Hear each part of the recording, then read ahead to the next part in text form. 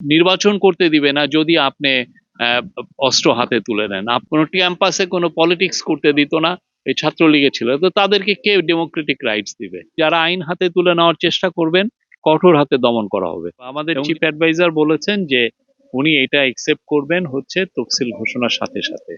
তো সেই জন্য আর কি এটা ওনারা আগের দিন পদত্যাগপত্র জমা দিয়েছেন, বাট উনি বলেছেন যে এটা একসেপ্টেড হবে হচ্ছে তফসিল ঘোষণার সাথে সাথে। এটা তো ওনার এখতিয়ারের বিষয়, এটা ওনার এখতিয়ারের বিষয়, উনি ওনার মতো করে বলেছেন।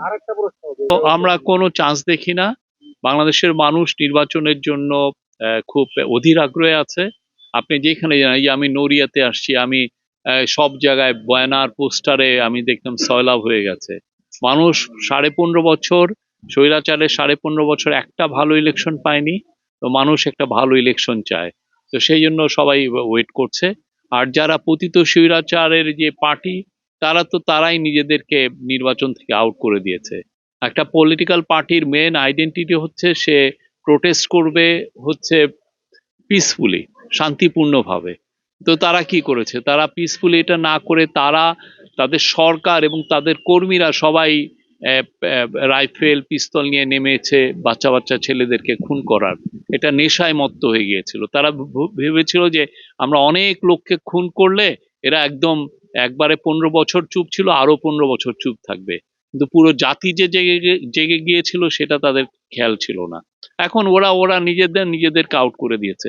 পৃথিবীতে পৃথিবীর কোনো দেশে আপনার যত সাপোর্ট থাকুক, 5% থাকুক, 10%, কেউ আপনাকে ডেমোক্রেটিক রাইটস এক্সারসাইজ করতে দিবে না, আপনাকে নির্বাচন করতে দিবে না যদি আপনি অস্ত্র হাতে তুলে নেন, আপনি যদি ভায়োলেন্স করেন। কোথাও দেয় না। আপনি একটা টেরোরিস্ট পার্টি হয়ে গিয়েছিলেন, এটা আপনি নিজেও বুঝেন না। এটা অনেক, আপনি বিশ্বযুদ্ধের সময় আপনার অ্যাক্টিভিস্টরা খুন করেছে। আপনার যখনই বড় বড় আন্দোলন হয়েছে, আপনার মনে আছে বিএনপি একটা বড় আন্দোলনের ডাক দিলেই তারা নেমে যে মারামারি করতে, আওয়ামী লীগ যুবলীগের ছেলে মেয়েরা যে মতো। হেফাজতের সময় যখন 5-6 মেতে ওরা প্রোটেস্ট করতে এসছে, যুবলীগের ছাত্রলীগের ছেলেরা গোলাগুলি করেছে। এখানে হাজারো নিদর্শন আছে, হাজারটা আছে, এবং প্রত্যেকটা ক্যাম্পাসে তারা টেরোরাইজ করে রাখতো। কোনো ক্যাম্পাসে কোনো পলিটিক্স করতে দিত না, এই ছাত্রলীগে ছিল। তো তাদেরকে কে ডেমোক্রেটিক রাইটস দিবে? যারা যারা মিছিল করছে তারা তাদের অ্যাক্টিভিটিস ব্যান। যারা যারা মিছিল করছে প্রত্যেককে আইনের আওতায় আনা হবে এবং কঠোরভাবে আইনের আওতায় আনা হবে।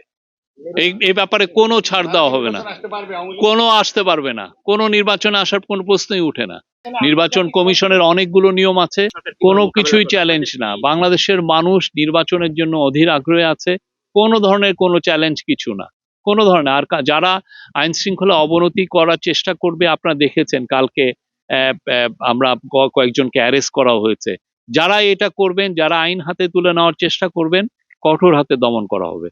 এবং যারা আমরা বারবার বলছি, অনেকে অন্যায় ইলিগাল দাবি নিয়ে মাঠে রাস্তায় নামতে চাচ্ছেন, তাদের বিষয়েও এই গভর্নমেন্ট যথেষ্ট কঠোর হবে।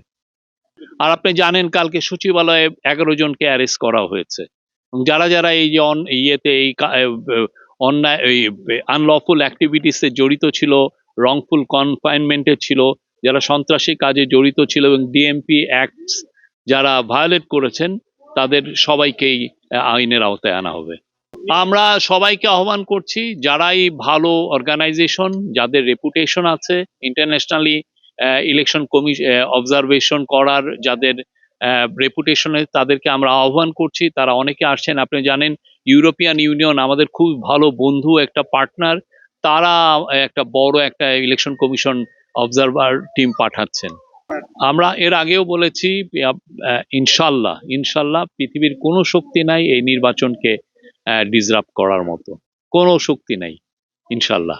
আর ওনার বিষয়ে আমাদের কোনো কমেন্ট নাই, সরি। তো আমরা নির্বাচন কমিশনের সাথে, নির্বাচন কমিশনকে আমরা যা ওদের অ্যাসিস্ট্যান্স লাগছে, যা সাপোর্ট লাগছে, আমরা সবগুলোই তাদেরকে দিচ্ছি। আমাদের সাথে তাদের একটা খুব ভালো ওয়ার্কিং একটা রিলেশনশিপ তৈরি হয়েছে। এবং আমাদের সরকার এবং নির্বাচন কমিশন দুইটা প্রতিষ্ঠানেরই মূল লক্ষ্য হচ্ছে জাতিকে একটা খুবই সুন্দর, free, fair, peaceful, credible, participatory একটা ইলেকশন উপহার দেওয়া।